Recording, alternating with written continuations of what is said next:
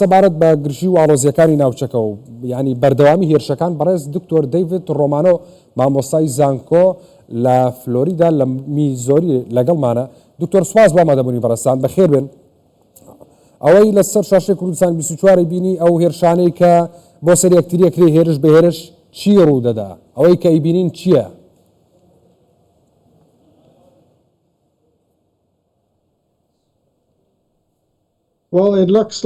بەڵێ ئەمە وەک سەردەمێکی نوێیە لە ناوچەکە، وەکەوەی کا دەبینین ئێران و ئیسرائیل هێرش دەکەنە سەر یەکدی بە شێوەیەکی ڕاستەوخۆ.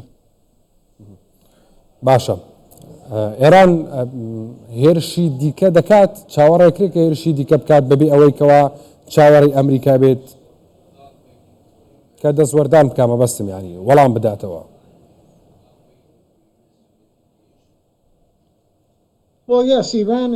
بەڵێ ئێران هەمیشە هەوڵ دەدات بەردەوام ئیسرائیل بکاتە ئامانج، ئەمە و ئیسرائیلیش لە بەرامبەردا هێرش دەکاتە سەر ئێران، بەڵام بە شێوەیەکی سنووردار هێرشەکە دەکات و ئەوەی ئێران هێرش دەکاتە سەر ئیسرائیل تا ڕادەیەک 10 کەس کوژراون، بەڵام هێرشەکانی ئیسرائیل بۆ سەر ئێران زۆر بە وردی دەکرێن و کێشەیەکی زۆر گەورەی بۆ ئێران دروست کردووە و ئەگەر لە بەرامبەر ئەم هێرشانە ئێران تۆڵە نەکاتەوە فشارێکی زۆری لەسەر دروست دەبێت و دەبێت بە جۆرێک خۆی بنوێنێت و خۆی نیشان بدات کە دەتوانێت هێرش بکاتە سەر ئیسرائیل و بە جۆرێک خۆی نیشان بدات کە وا بکات وڵاتانی ناوچەکە ئیسرائیل ڕاگرن.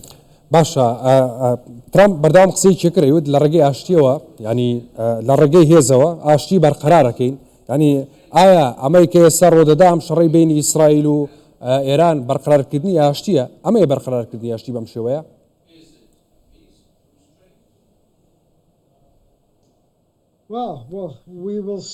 بەڵێ دەبینین ئیسرائیل هیواخوازە و دەیەوێت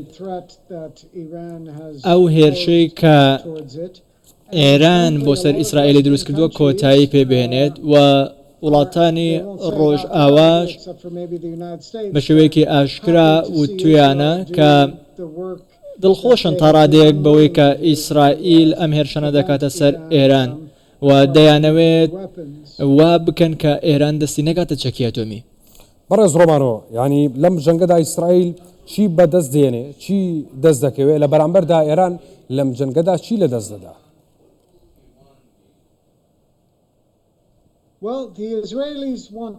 ئیسرائیل دەیەوێت ببینێت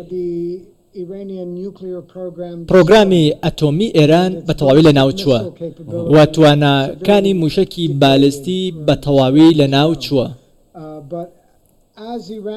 بەڵام ئێران کاتێک کە هێرش دەکاتە سەر ئیسرائیل، دەکاتە سەر ناوچەکانی نیشتەجێبوونی ئیسرائیل،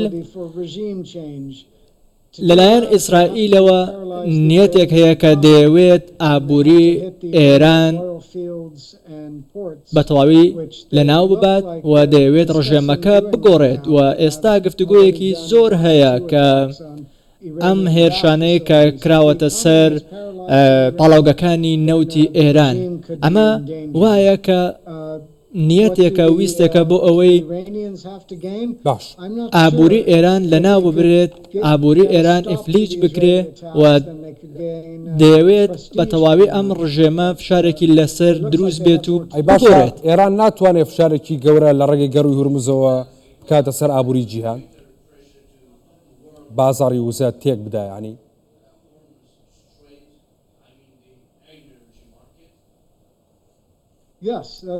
بەڵێ ئەمە پرسێکە کە دەکرێت قسەی لەسەر بکرێت. ئێران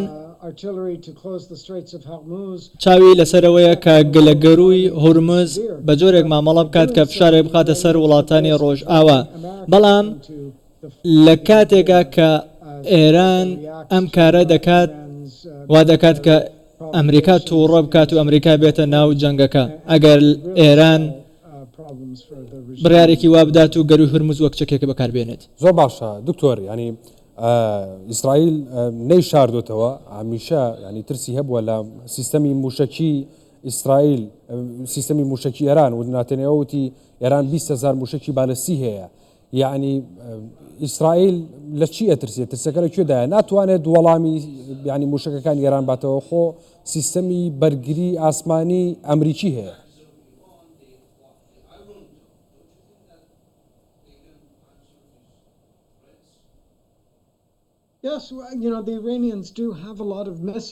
ئێران موشکێکی زۆری هەیە کێشەکە بۆ ئێران ئەوەیە کە موشک هاوێژەکانێتی سەکۆی موشکەکانیەتی واتوانایەکی لەو جۆرەیان نییە کە بتوانن ئەم 20,000 موشکە ئاڕاستی ئیسرائیل بکەن. ئیسرائیل بە تەواوی هێرشی کردوە سەر سەکۆ موشکەکانی ئێران. ئێستا توانای ئێران سنووردارە و ڕۆژانەش دەیبینین بەڵگەکان دەبینین کە چۆن ئیسرائیل هێرش دەکاتە سەر ئەم موشک هاوێژانە ئەم سیستەمانەی ئێران کە موشک ئاڕاستەی ئیسرائیل دەکەن. ئێستا ئێران زیاتر زیانی بەرکەوتووە و ئیسرائیلیش لە هەر شوێنێک بێوێت لە ئێران ئەیتوانێت بکاتە ئامانج. باشە دکتۆر ینی ئەم جەنگە چ گۆڕانکاریەکی جەوهری و ڕیشەی لە ڕۆژهڵاتی ناوەڕاستە دروستەکە؟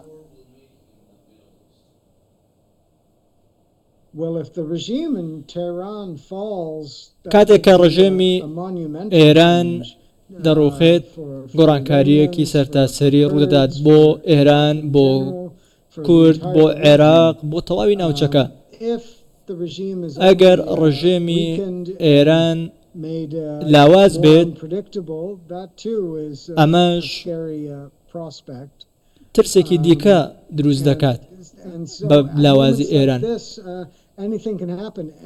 دەکرێت هەر شتێک ڕووبدات لەم چەند ڕۆژەدا. بۆ نمونە ئەگەر ئێران بڕوخێت دەتوانن بۆ نمونە وڵاتانی دیکەی ناوچەکە تورکیا سعودیا ناوچەکە کۆنتترۆل بکەن و ئەوانیش پێیان خۆشە تا ڕادەیەکە ئێران بڕوخێت چونکە کاریگەریشی لەسەر ئەوان دەبێت. باشە دکتۆر دکتۆر ئیسرائیل داوای هاوکاری بۆ ئەم جەنگە لە ئەمریکا کات چونکە باز لەوەکرێت لە دوو ڕۆژی ڕابردوودا ئیسرائیل لەم داوای لە ئەمریکا کردووە پنتاگۆنیش تاوتوی ئەم داوایەکە.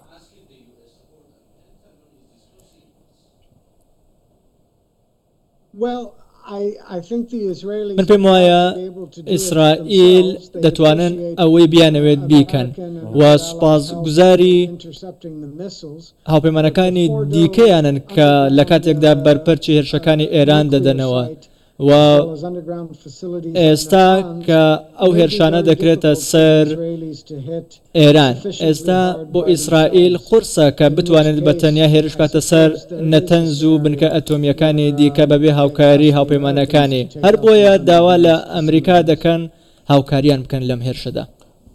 باشە رووسیا و چین ڕۆڵیان لەم بابەتەیە چییە؟ ئەمانیش زلهێزن و ئەندامن لە ئەنجومەنی یاساییش.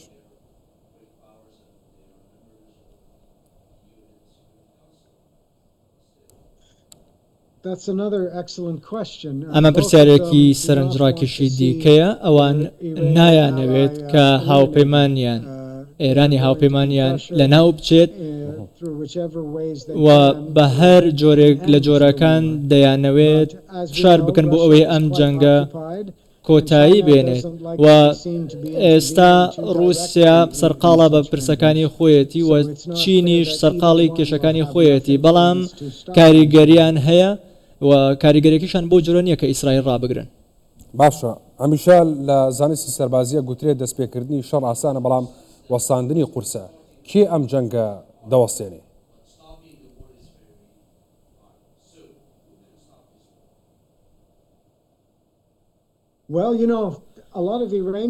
دەزانن زۆربەی ئێرانیەکان دەڵێن دەتوانن ڕژێمەکە ڕژێمی ئێران خۆی دەتوانێت ئەم جەنگە ڕاگرێت بەهۆی دەست هەڵگرتنی لە پیتاندنی یۆرانیۆم و ڕاگرتنی پرۆگرامی ئەتۆمی وڵاتەکەی. دەکرێت ڕێکەوتنێک لەگەڵ ئەمریکا بکات بۆ ئەوەی سزاکانی لەسەر هەڵگیرێت و جەنگەکە کۆتایی پێبێت.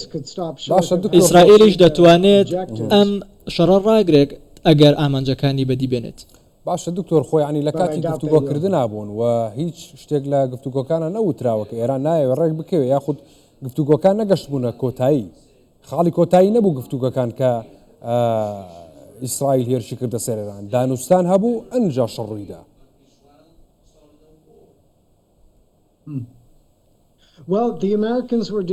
ئەمریکەکان داوایان لە ئێران کردووە کە واز لە پیتاندنی یۆرانیۆم بهێنێت واز لە توانای ئەتۆمی خۆی بهێنێت و هەروەها داوایان کردووە کە بە شێوەیەکی ئاشتیانە ئەم کارە بکات بەڵام ئێرانیەکان ڕەتیان کردوێتەوە گفتوگۆ لەسەر ئەمە بکەن. ئێران دەرفەتێکی گەورەی لە پێشوو بۆ ئەوەی بگاتە ڕێکەوتن. ئێستا ئێران لە سەدا 6 یۆرانیۆمی پیتاندووە ئەمە بۆ شێوەی ئاشتیانەی ئەتۆمی ناگونجێت ئەمە شێوەیەکی ئاشتیانەی ئەتۆمی نییە. ئەمە ئەوە دەردەخات کە ئێران هەنگاو دەنێت بۆ دروستکردنی چەکی ئەتۆمی و دەبێت ئێران دەست هەڵگرێت لەم بابەتەی کە دەستی داوەتێ بۆ ئەوەی ڕێکەوتن هەبێت. باشە دکتۆر تو دەڵێ لە سەدا 6 پیتاندنی یۆرانیۆم زۆرە بەڵام 2015 ئەمریکی و ئەوروپیەکان ڕێکەوتن لەگەڵ ئێرانە.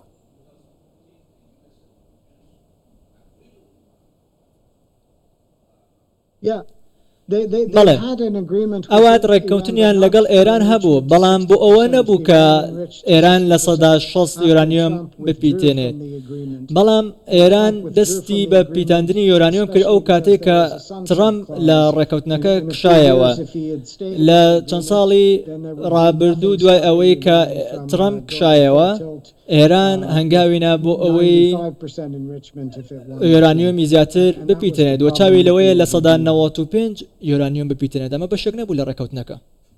زۆر باشە لە دوای 7 ئۆکتۆبرەوە نەتەنیاهۆ ئاڵێت لە چەندین بەرەوە ئێمە لە شەرداین و کردنەوەی بەرەیەکی نوێی شەڕ دژی ینی قووەتێکی وەکو ئێران ئەتوانێت ئەم هەموو بەرەیە ئیدارە بدات ئیسرائیل بەتەنیا ئەم هەموو بەرەی شەڕە.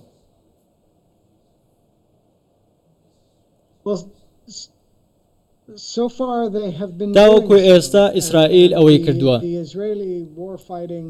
ئیسرائیل لە چەند ڕێگەیەکەوە لە چەند بەرەیەکەوە شەڕ دەکات. ئێستا ئیسرائیل سەرنجی لەسەر دژمنەکەیەتی دوای ئەوە سەرنجی لەسەر دژمنێکی دیکەیە مانی بە شێوەیەکی ڕاستەوخۆ لە یەک کاتدا دژمنەکانی نەکردوتە ئامانج بەڵکو دژمنێکی کردوتە ئامانج دواتر چۆتە سەر دژمنێکی دیکەی ئەوان بەم شێوەیە لەگەڵ حەماس لەگەڵ حیزبوڵا لە لوبنان مامەڵەیان کرد ئەمانیان کۆتایی پێهێنا ئێستا سەرنجی لەسەر ئێرانە و ئەمڕۆژ بینیمان کە هێرشیان کردە سەر حوسیەکان دەبینین کە توانای هەیە ئەم کارە بکات.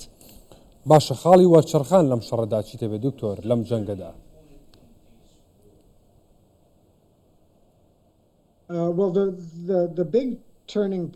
خاڵی وەرچەرخان لەم شەڕەدا ئەوەیە کە کۆتایی بە پرۆگرامی ئەتۆمی ئێران بهێنرێت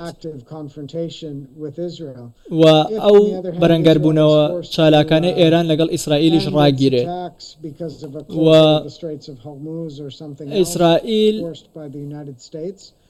ناتوانێت هێرشەکانی ڕاگرێت لە کاتێکدا کە ئێران دەیەوێت گەروی هورموز دابخات یاخود کارێکی دیکەی خراپ دژی ئیسرائیل بکات. باشە دکتۆر ینی ئەگەر باسی عێراق بکەین عێراق چۆن نەتوانێت لەم دۆخەدا بەرژەوەندەکانی خۆی بپارێزی ئەگەرچی هێشتا گروپە چەکدارەکان هیچیان نەکردووە لە عێراق هیچ کاردانەوەیشیان نەبووە.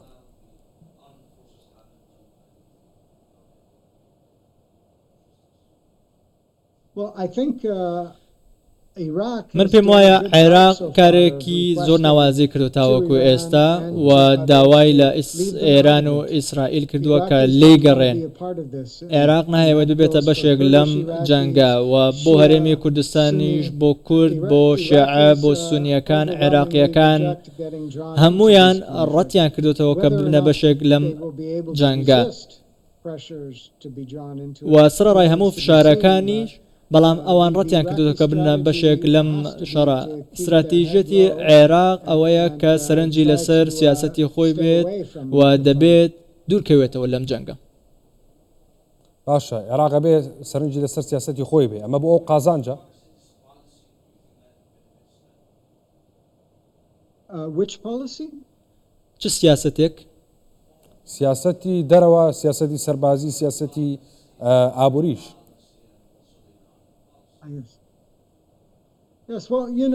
بەڵێ ئەمە کارێکی باش دەبێت بۆ عێراق ئەگەر لێکادا بێتە هاوپەیمانی ئێران و ئەمریکا.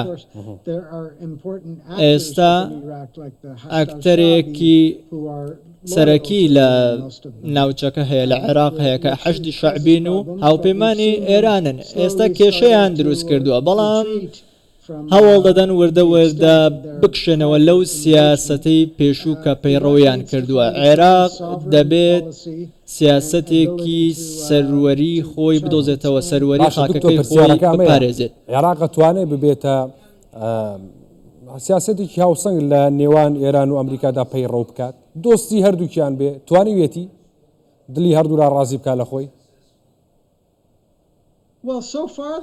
تاوەکو ئێستا بە شێوەیەکی باش سەرکەوتوو بووەوە، زۆر باش مامەڵەی کردووە. ئەگەر ئەمریکا بێتە ناو ئەم جەنگە ئەمە چیرۆکێکی دیکەیە، دەکرێت دۆخێکی زۆر قورستر چاوەڕێی عێراق بکات.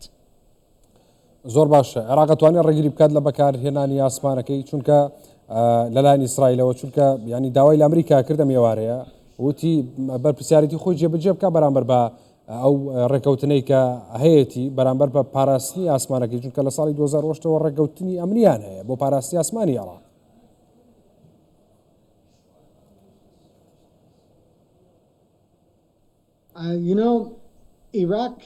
دەزانیت عێراق ناتوانێت زۆر لەوە زیاتر بکات کە سووریا کردی بۆ پاراستنی ئاسمانەکەی. ئەمریکا وتویە ناتوانن بڵێن بە ئیسرائیل تۆ ئاسمانی عێراق بەکارمەهێنە.